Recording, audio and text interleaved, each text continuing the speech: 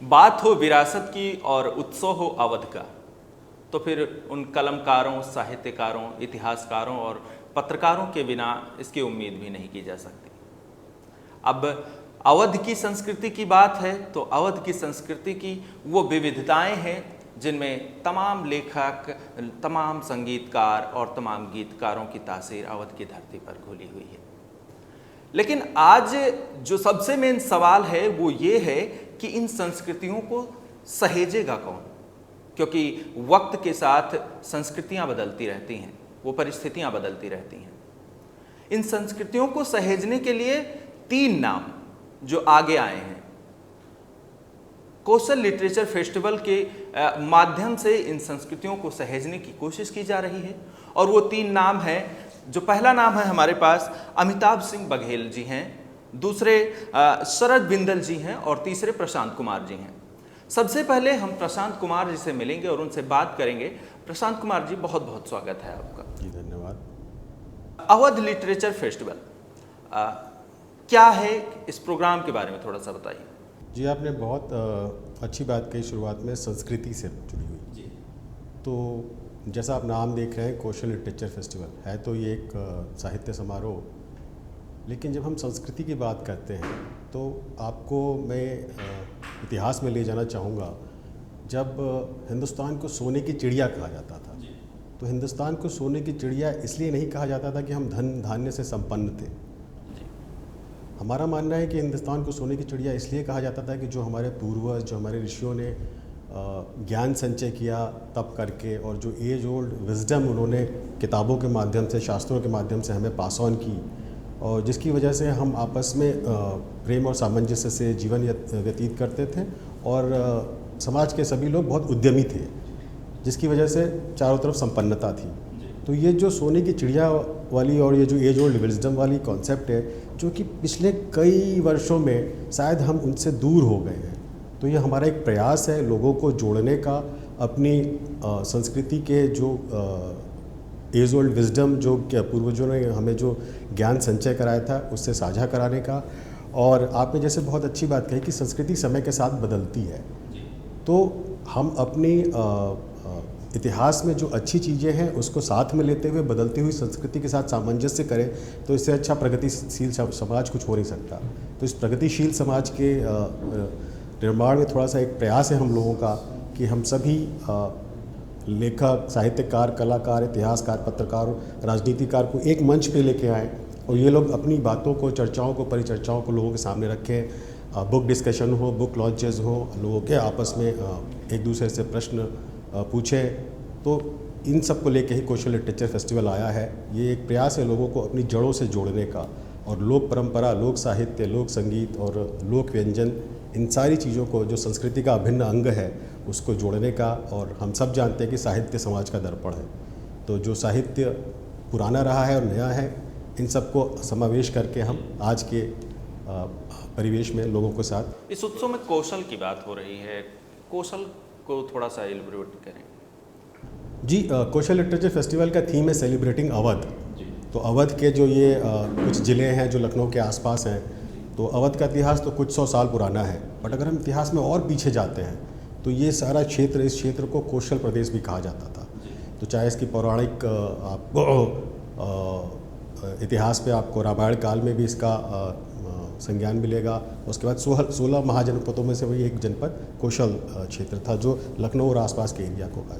तो हम इतिहास के पूरे जो भी हमारा पुरानी लोक संस्कृति और लोक साहित्य रहा है, उसको रिवाइव करने के लिए, लोगों को पास ले जाने के लिए जब हम इस पर विचार कर रहे थे, तो हमने सोचा क्या नाम दिया जाए, तो फिर कौशल का नाम दिया गया। तो यही है कौशल लिटरेचर फेस्टिवल।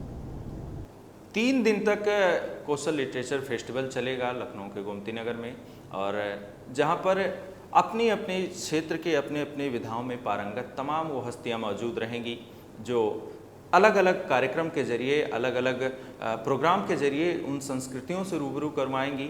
बात अवध की संस्कृति की होगी, जहाँ पर बहुत सारे धार्मिक, बहुत सारे साहित्यिक, बहुत सारे कलाकार और उन विधाओं की चर्चा होगी। चर्चा ये है कि कलम के जरिए, या ये कहें कि कलम के नोक से मानव सभ्यताओं की दिशाएं तय होती आई हैं। कहीं ना कहीं अब वो चीज़ें खोती जा रही हैं, वो लेखन में, वो भाषा के जरिए और वो आधुनिकता के जरिए? मानते हैं इस बात को? आपकी बात से मैं पूरी तरह से सहमत नहीं हूँ, लेकिन हाँ, आपकी बात कुछ हद तक सही है कि पहले मान लीजिए कि हम कलम के माध्यम से जो साहित्य लिखते थे, जो किताबों में बंद होती थी, आजकल धीरे धीरे स्मार्टफोन का ज़माना आ गया है। आजकल सारी चीज़ें सोशल मीडिया पे होती हैं। बट हमारा मानना है कि कोई भी मीडिया एक माध्यम होता है अपने विचारों को व्यक्त करने का। तो अगर हम अपनी एज ओल्ड विजडम को इस बदलते हुए परिवेश में सोशल मीडिया के साथ समावेश कर लें, तो उसका जो निष्कर्ष आएगा, उसका जो रिज़ल्ट आएगा, वो समाज को प्रगति के पथ पे आगे लेके जाएगा और आपस में प्रेम और सामंजस्य बढ़ेगा। अब जैसे लखनऊ की बात है, तो लखनऊ में हम ये फेस्टिवल कर रहे हैं और हम सबको पता है कि लखनऊ से जुड़े हुए एक बहुत ही महान व्यक्तित्व हुए हैं अटल बिहारी वाजपेयी जी, जिनका फेमस वक्तव्य है, फेमस वाक्य है, बहुत ही प्रसिद्ध वाक्य है कि मतभेद भले हो, मनभेद नहीं होना चाहिए। जी, तो उसी चीज़ को आगे बढ़ाते हुए जब हम अपनी एज ओल्ड अपने साहित्य को, कल्चर को, संगीत को जानेंगे और जो प्रेम और सामंजस्य हमारे बीच पहले रहा है उसको जब हम समझेंगे और जब हमें पता चलेगा कि इस तरह से समाज को आगे ले जाने में कितने फ़ायदे हैं, तो आपस में सामंजस्य बढ़ेगा, प्रेम बढ़ेगा और लखनऊ की तहज़ीब व अदब और प्रेम साहित्य और उर्दू शायरी को तो विश्व प्रसिद्ध है।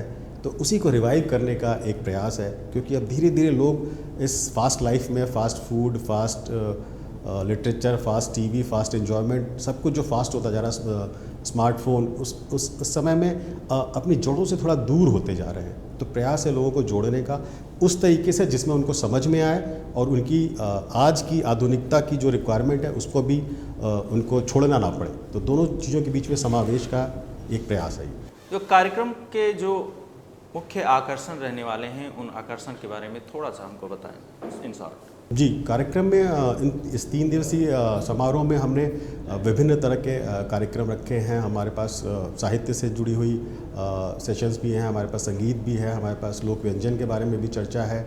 और आपको बता दें कि माइथोलॉजी के जो 3 सबसे बड़े लेखक हैं, देवदत्त पटनायक, अश्विन सांघी और आनंद नीलकंठन, वो तीनों एक साथ एक मंच पे आ रहे हैं। ये शायद हिंदुस्तान में इससे पहले कभी नहीं हुआ।